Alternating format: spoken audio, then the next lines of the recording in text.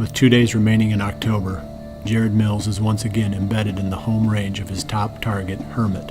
As the day breaks, a different buck approaches the stand and proceeds to steal the show.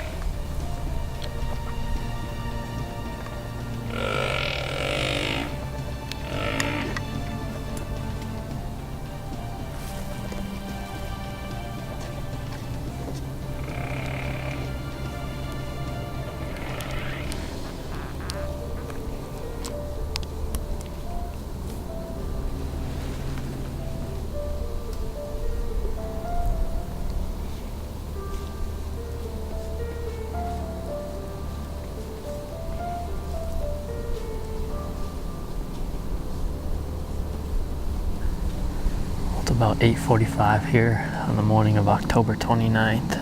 The buck that we just had come right underneath us is a deer I know fairly well, a buck I call Callie. He's either 5.5 or 6.5 this year. I'm not 100% sure on that. He's a regular in this area, so I knew it was just a matter of time until we saw him.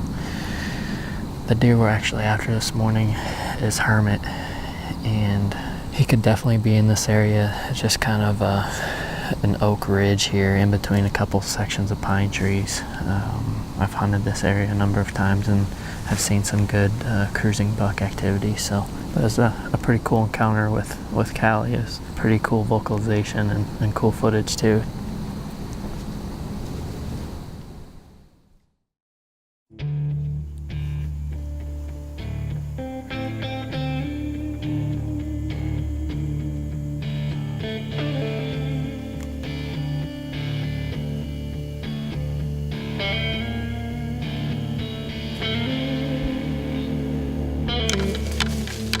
The afternoon brought unseasonably warm temperatures and almost no activity until last night when a mystery buck walks underneath Jared's stand.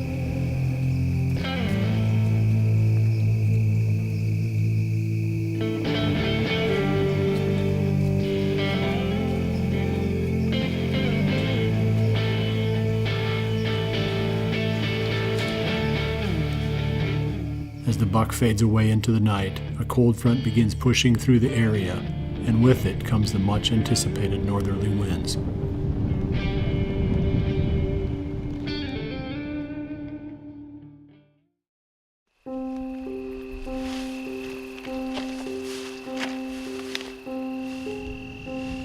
After his first hunt in a new area 6 days earlier, Aaron Warbritton has thought of little other than his next assault, this time deeper into the public marsh. With the rut ramping up and cooler temperatures in the day's forecast, it is time to be aggressive.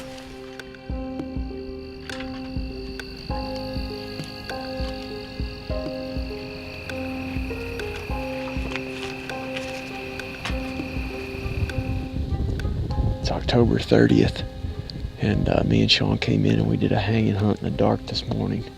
Had that front push through middle of the night last night. It's been hot the last 3 or 4 days, up close to 80 degrees with southerly winds. Wind switched about midnight and started coming out of the north, and now it's blowing straight out of the north at 15, 20 miles an hour. We're in a spot this morning that we've never hunted before, but it's back in this big marsh and thick, nasty fields over here to my right that I believe those bucks could be bedding in. There's a little beaver pond over here about 30 yards away, and those deer running across the top of it. And there's a bunch of rubs and stuff down in there whenever we were hanging the stand. It's about an hour before daylight right now, so we'll get settled in and try not to blow out of this tree.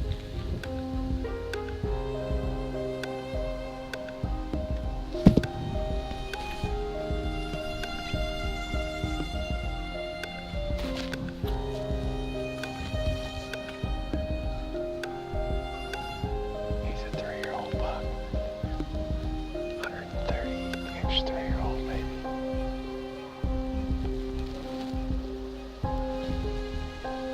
Oh, there goes the doe over there, running. He's chasing her.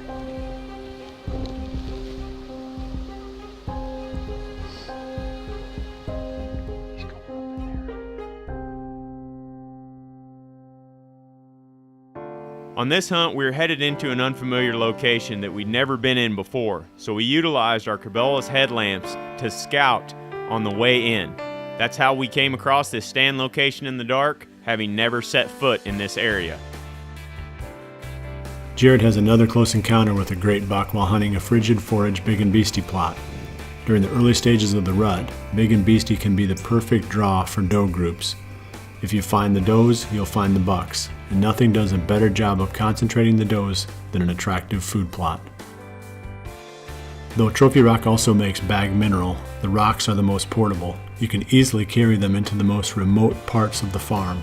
You want all your deer to be as healthy as possible, not just the ones close to the road. We love hunting from our redneck blinds because we can shut all the windows and trap our scent inside. This is great for hunting around food plots where deer are likely to come out from all directions, but is also important when hunting areas where the wind swirls.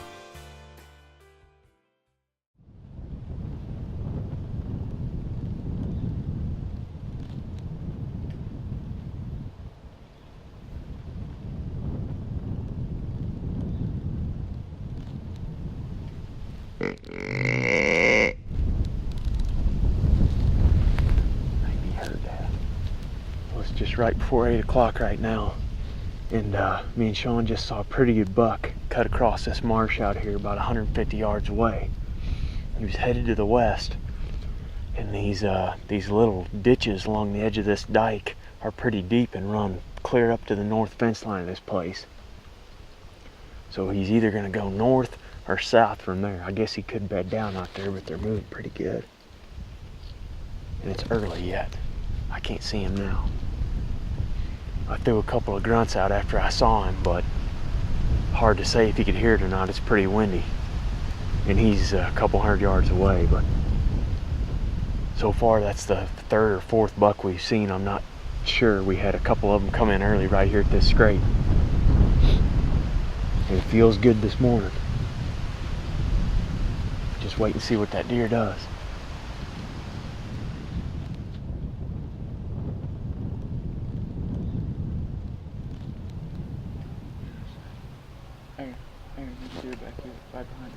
Where? Where at? 50 yards, right behind. All right. Oh, right there. Yeah. Coming right to us, you gotta get your buck. Yeah, he's a good one, dude. He's a good one. Here he comes.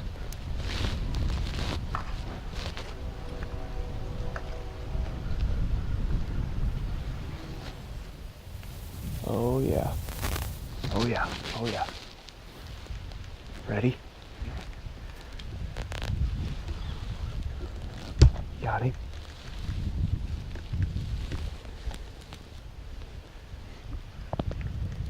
Still coming.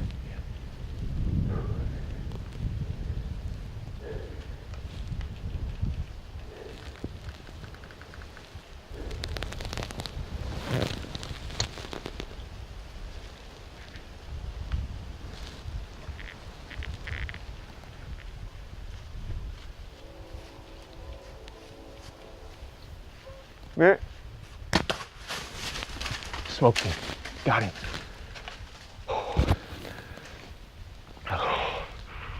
Oh, Sean.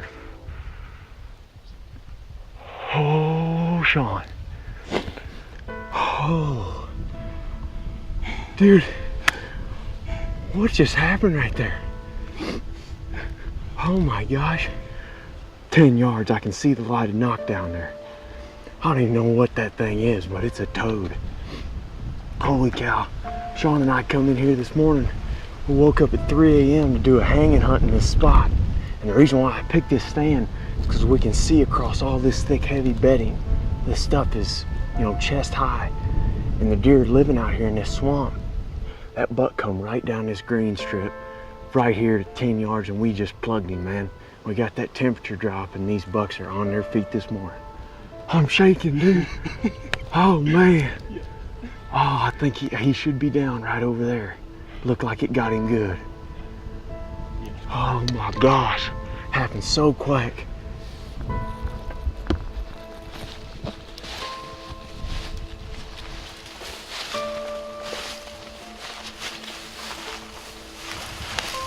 It's covered in blood.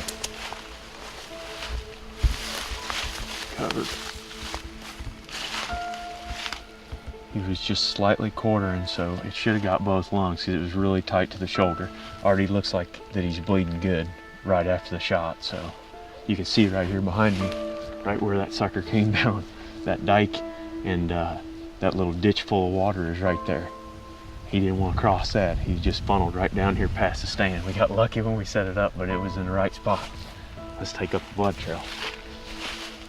Spraying blood right here already. As soon as he come out, he's got tons of blood. No, it's still pouring out right there.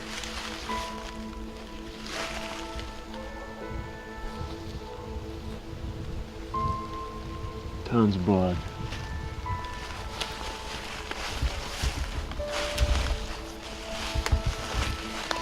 Oh, now that makes me nervous there.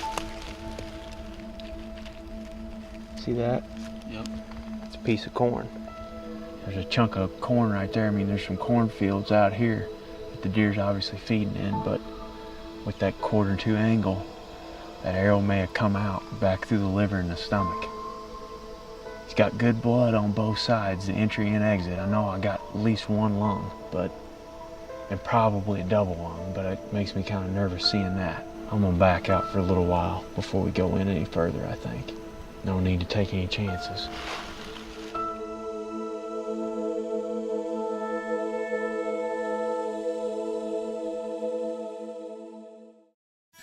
Trail cameras have become a super important part of our hunting strategy now. On the new Muddy trail cameras, we have fast trigger speeds, time-lapse mode on the ProCam 12, and very crisp, sharp nighttime images. So you can tell what you're looking at. These are all factors that help us to better identify and pattern the bucks that we're hunting. My hunting arrows tipped with rocket steelheads are just as accurate as arrows tipped with field points. Every year, I check just to be sure, but every year the impact point out to 50 yards is identical. The accuracy of these broadheads gives me a lot of confidence. When hunting public land, most of the time we're hunting in thick cover, close to bedding areas. To be prepared for any shot, I use the Cybex multi-pin sight. This allows me to draw and shoot when the action's fast in any situation, and I can trust that the sight is going to withstand any of the punishment that I put it through. It can be hard to get full-sized ag equipment into small food plots, but the RTP Genesis cedar comes in 2 sizes, 5 feet and 7 feet wide, so there is no space too small to get a perfect food plot. You can match the size of the cedar to the size of the job or the size of the tractor. 4 hours after Aaron shot the big marsh buck, the rest of the public land crew arrived to help unwind what the bow hunter fears is going to be a tedious blood trail. Well, it's almost 12 o'clock right now. It's been about 4 hours since I shot the deer and 2 hours since we stopped here at this blood where there's that little piece of corn in it. I think it's a good shot, but you can't ever be too careful. So we just went ahead and backed out. We gave him plenty of time, and there's lots of blood. So let's get on it and see if we can come up with a big buck.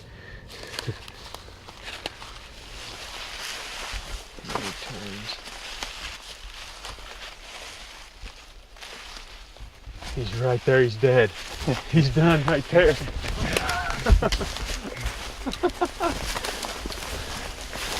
No way. All that worry for nothing, boys. It ate him right up. Look at that stuff. Oh man.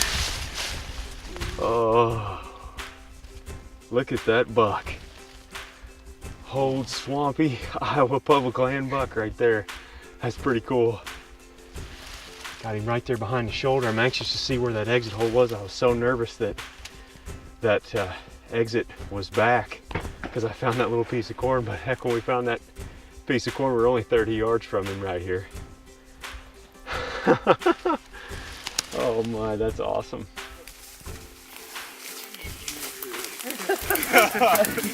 Noises. Yeah, man. He's a nice buck.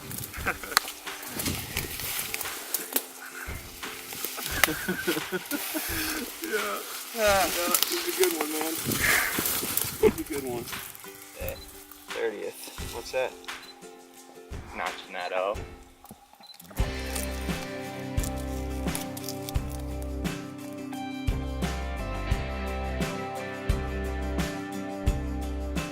Well, I couldn't be more thrilled with this deer, and having all the guys out here to help just is icing on the cake. It's definitely a team effort out here on public land. We've been working as a group for a long time. The biggest key to this hunt has been our scouting that we've been doing all year, and we continue to touch on hunting bedding areas on public, but more specifically, we're looking for mature buck bedding areas way back in here where nobody else is going. Right up behind me here, you can see this little dike, and it's about 5-6 foot deep. There's beavers and stuff in it, and there was ducks and geese on it this morning as well. It also serves for a great spot for them to bed. Those bucks can lay up against this thing on this dike and never see any predators come from that direction, because coyotes, bobcats and stuff are not going to cross that deep water right there to get to them. So they can sit there with wind advantage at their back and just be bulletproof. Back there behind that dike is just thick, gnarly marsh grass, a lot of diverse, thick cover back through there, and that's what's holding these guys right here. It's not much different than the buck nest that we've been hunting all month. Just way back in there and thick. He come down right in front of the stand. He was probably going to do just what those 3-year-old bucks did at first light, work those scrapes and then turn around and go right back up in there. And we just got lucky enough to get close enough to him this morning on a day when the bucks were up and moving. We had a cold front push through the middle of the night last night, and the temperature dropped 20 degrees between yesterday and today, and he just couldn't take it. He come out of that bedding area, he had to work those scrapes. It's that time of season right now when they're hitting scrapes really hard, and we just happened to get a good shot at him before he got there. But I'm extremely thankful, very, very lucky to get this buck, and like I said, it's been a team effort all around all season out here on public land, and hopefully we can get a few more down come November.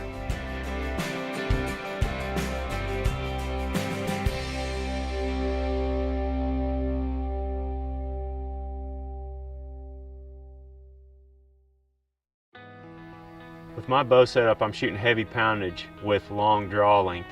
I like to combine that with a heavy Easton 5mm full metal jacket arrow. This setup maximizes penetration for these big body mature bucks.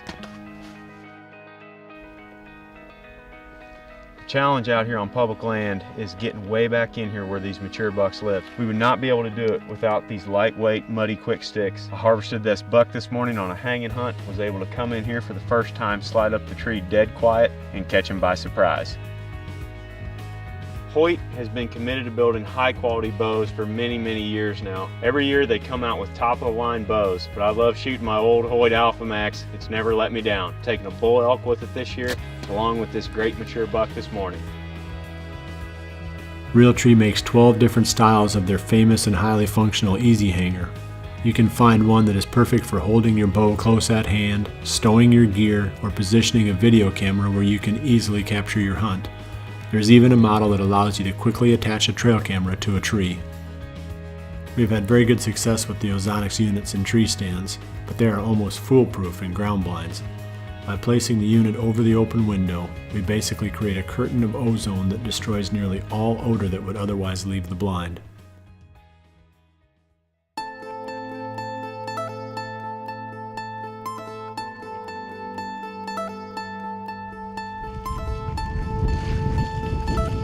After After 2 days filled with family activities, I'm excited to be heading back after Skinny. I will give the stand on the edge of the feeding area one last shot. It is do or die for this high-impact option, the place where I feel I am most likely to see Skinny. The only question is whether I can keep the other deer using the field at ease long enough for that to happen.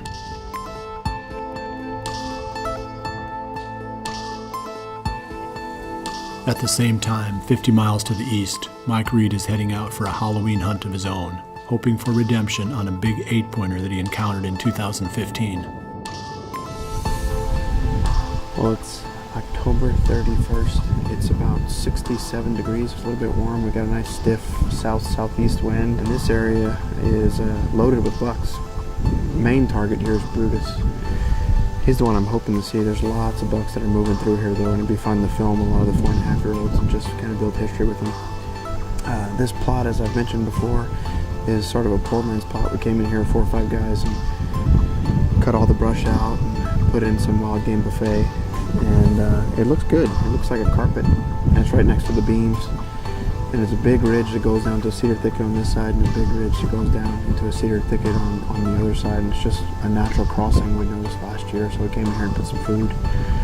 And it's been a hot area, just like we expected. So we can get quiet, sit back, enjoy the afternoon, and hope for one of our big shooters to show up.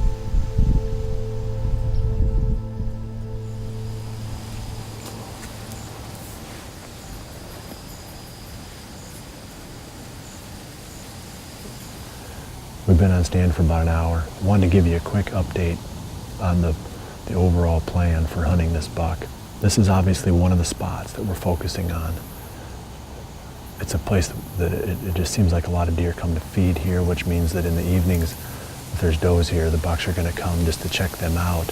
So for morning hunts, I've got a stand that I just put up last week in this block of timber behind me. It's probably 200 yards back in there. So we should be able to approach it from the road and get to it, sort of a backdoor strategy. I've been picking this deer up on 4 different cameras spread around in about a 60-acre block here. And it's a little bit tricky trying to figure out how to make a play on every part of what we consider to be this deer's range. So we're going to focus on the safe bets at first. And then as we get further into the rut, we'll become more aggressive and hunt some of the spots that are just a little bit tougher to get out of at the end of legal shooting time without bumping deer.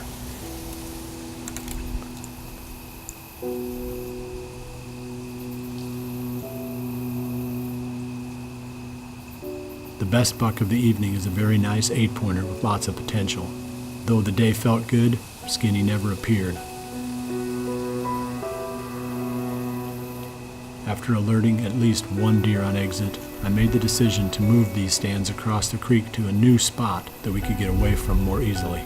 We're going to abandon that stand and be a little bit more careful now. We had a couple of them that picked us off in there tonight and had some blowing, and yeah, it's just not any good when that happens. So when you're hunting a 60-acre patch like that, if you're relentless in it, you're eventually going to spook an awful lot of deer. So we have to wait until the conditions are perfect and then only hunt those stands that are no-brainers. Mike sees steady activity, but Brutus is a no-show. October is in the rearview mirror, one of the best ever for us. The last 31 days have buoyed our hopes for a great rut to come. Anticipation runs high, tempered only by a warmer than normal forecast. Despite the predicted temperatures, we know the rut will stir the forest and push bucks to do things they otherwise would not. That is what we love most about the next 4 weeks. It is what keeps us coming back year after year as we are once again chasing November.